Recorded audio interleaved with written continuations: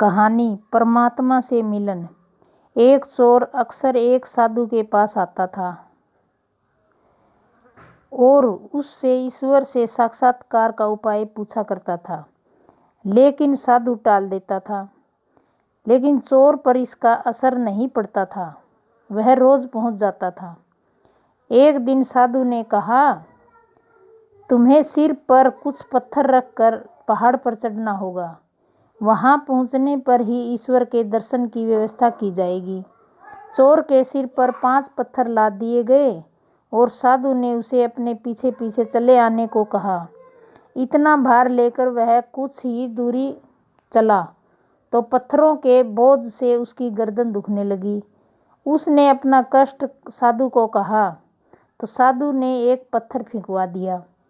थोड़ी देर चलने पर शेष भार भी कठिन प्रतीत हुआ तो चोर की प्रार्थना पर साधु ने दूसरा पत्थर भी फेंकवा दिया।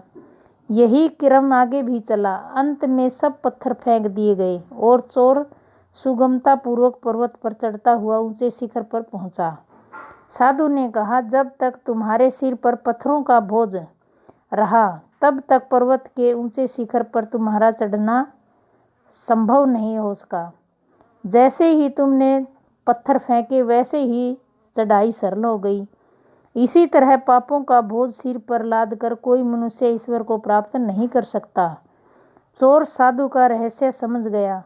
उसने कहा, आप ठीक कह रहे हैं। मैं ईश्वर को पाना तो चाहता था, पर अपने बुरे कर्मों के छोड़ने के लिए तैयार नहीं था।